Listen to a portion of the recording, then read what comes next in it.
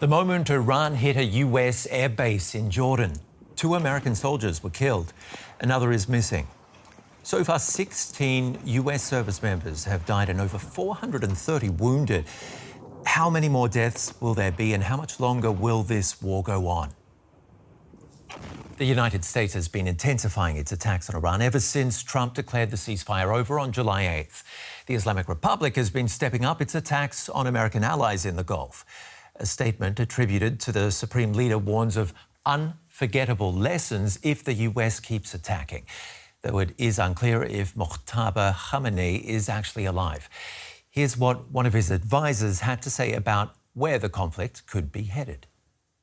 If US strikes continue for several more days, we will move into a phase of full-scale offensive operations.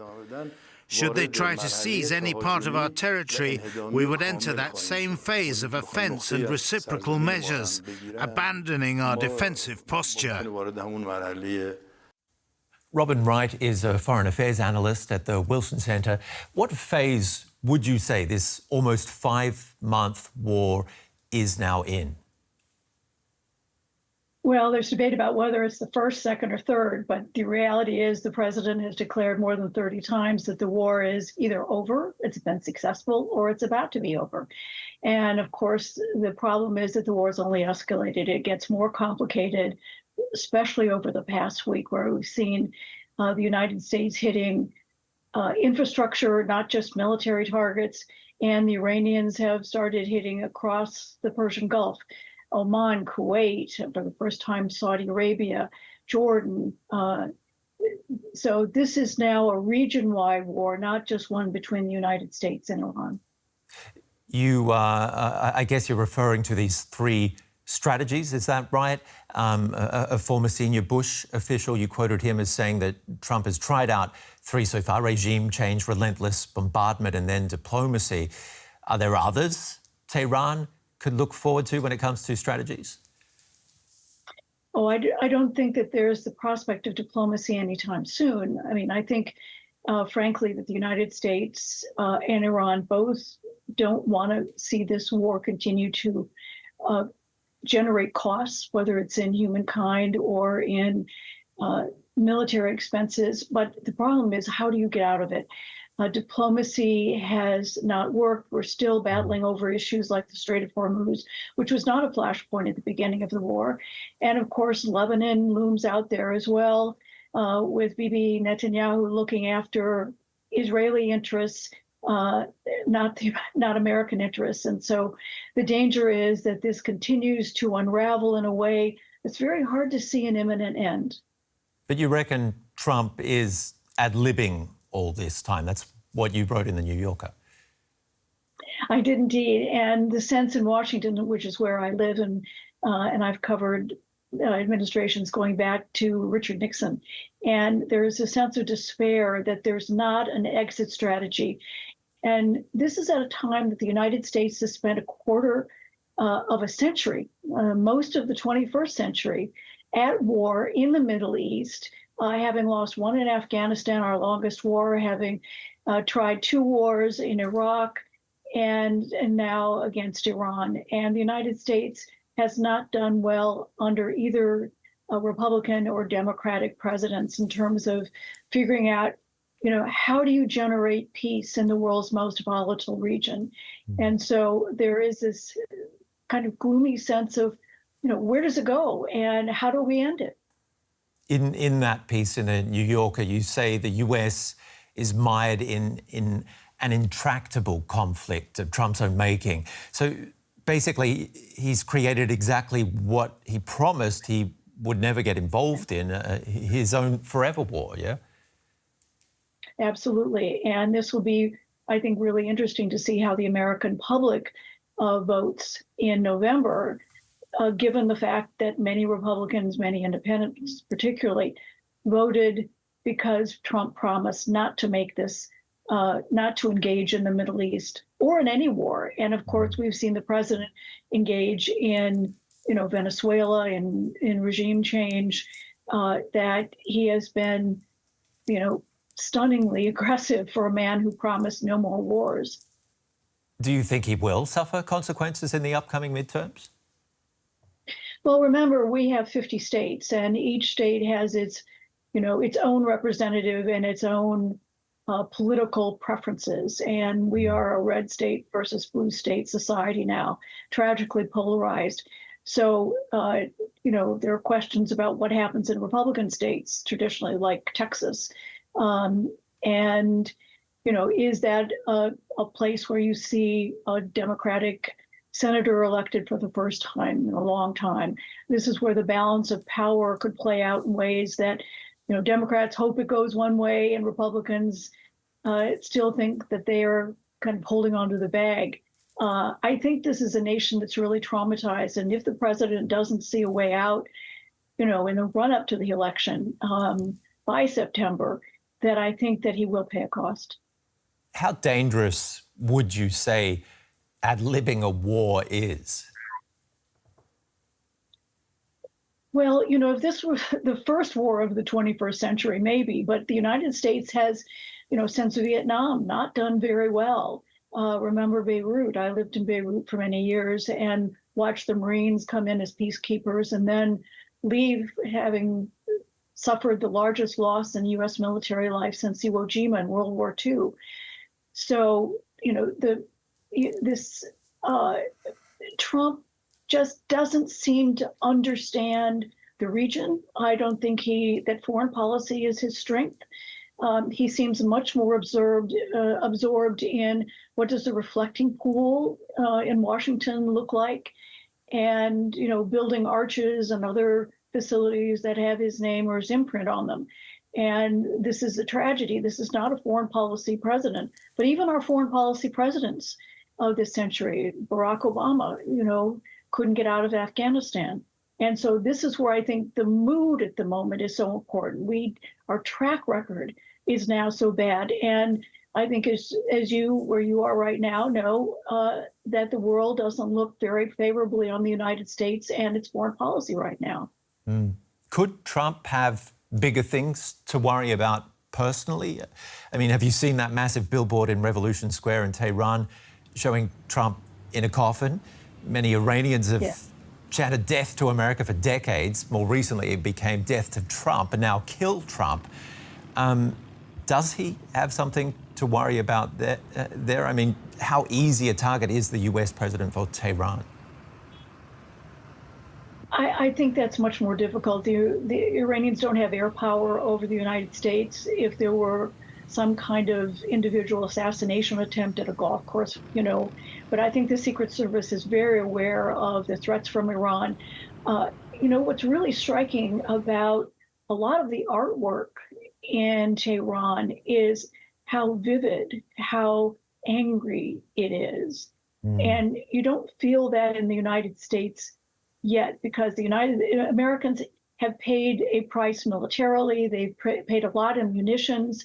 But even with the 2 deaths in Jordan, we haven't paid a huge human cost yet. And so while I think Americans are frustrated, angry about the war that Trump has gotten into, we don't feel it as tangibly as those in the Middle East do, with the airstrikes. I mean, think of Kuwait with, its water purification or desalination plants hit by Iran. I mean, these are becoming existential issues for many countries across the region. And so I think, this is where there's a political mood in America. There's not yet the kind of dynamism there is in saying Trump must end this war now. And that's why November will be interesting, if there's, how strong the sentiment is in this country by then. You talk about the anger in Tehran. Do you see that hardening? I mean, there are reports right now that hardliners are gaining more control in Iran. Absolutely. And now I've been covering Iran, traveling to it since 1973. And I've gone through the revolution, the takeover of the U.S. Embassy. I covered the war in Iraq on the ground. And so I have not seen the anger within the regime. I also have not seen the fear within the regime. Its 8-year war with Iraq was with, a counterpart in the region.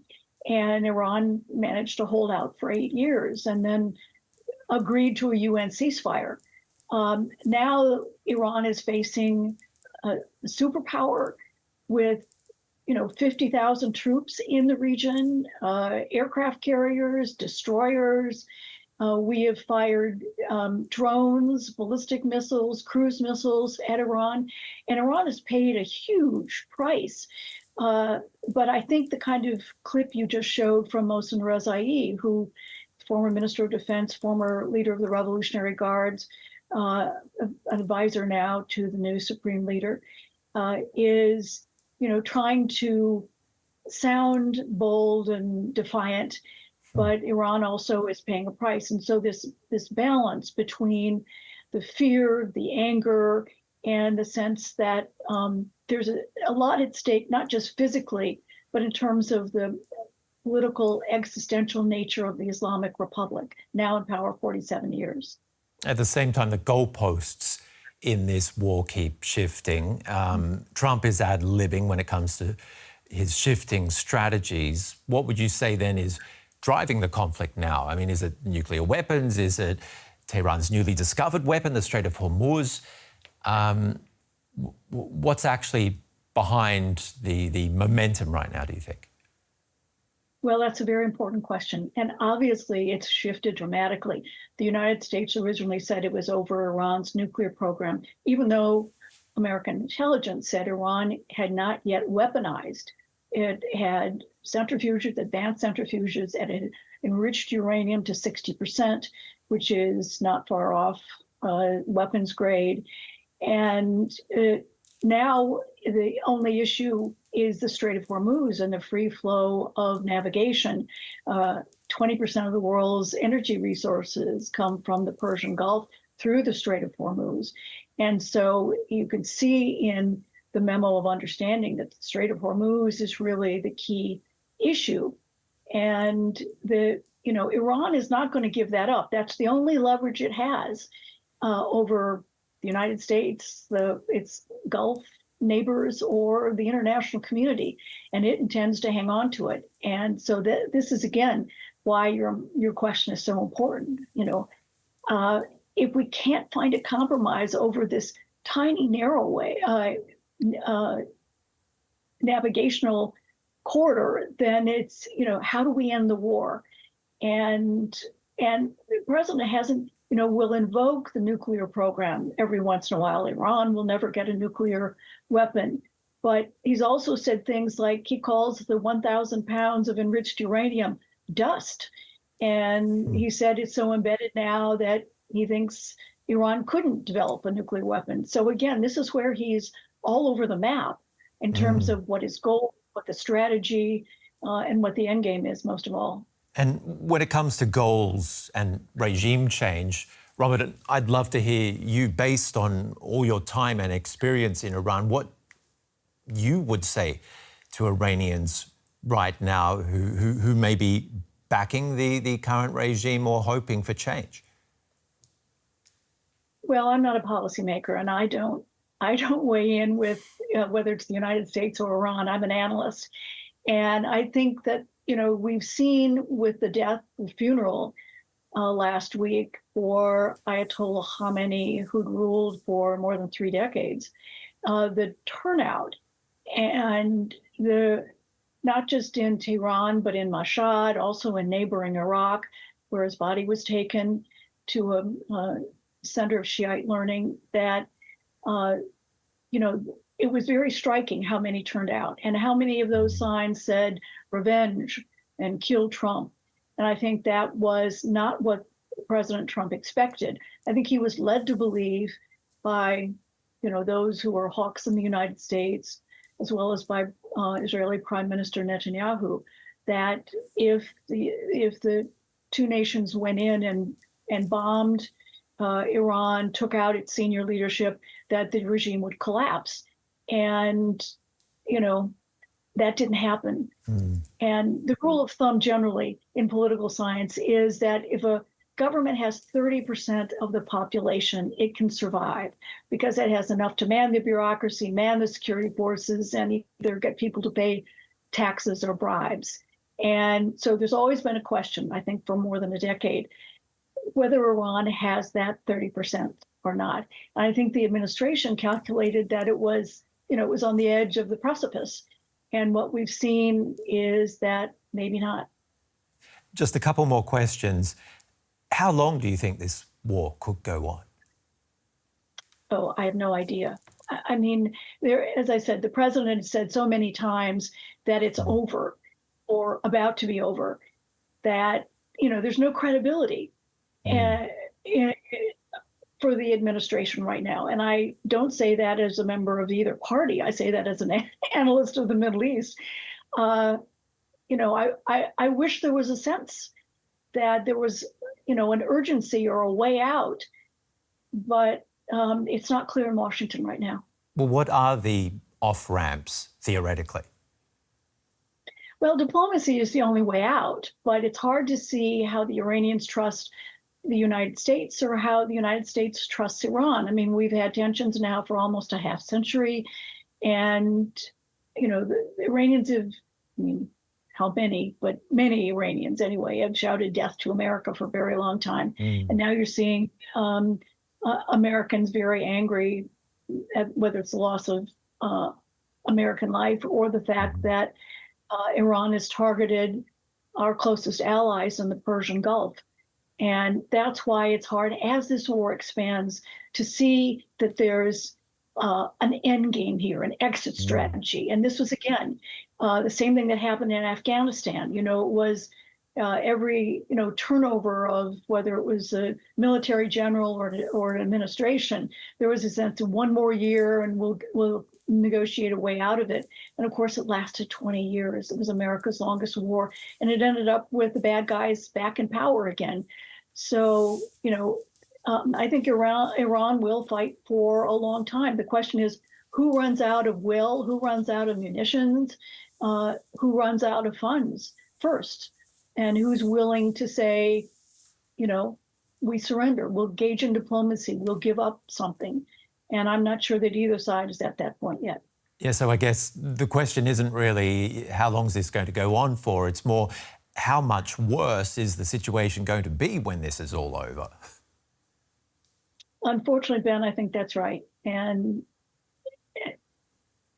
this past week has been a real tragedy in, who has died, what's been struck, and the sense that there's no way out. I mean, a month ago with the Memorandum of Understanding, there was a 14 points that kind of laid out the basics. Now, it was very imprecise. It was very general. It was shoddy in many ways in terms of diplomacy. And each side could look at it, look at the 14 points and make their own interpretation. And of course, that's what happened, and particularly over the Strait of Hormuz. So, I hope you have a better answer than I do. Thank you, Robin. Another analyst told us it was a memorandum of misunderstanding, exactly what you're saying right now. Robin, it's been great having you and great getting your insights. Really interesting stuff. Thank you. Thank you. And what do you think? Is the US locked in a forever war with Iran? If not, and this war is over sometime soon, will anything have been achieved? It'd be great to read your thoughts. I'm Ben Fajzullin. See you again soon.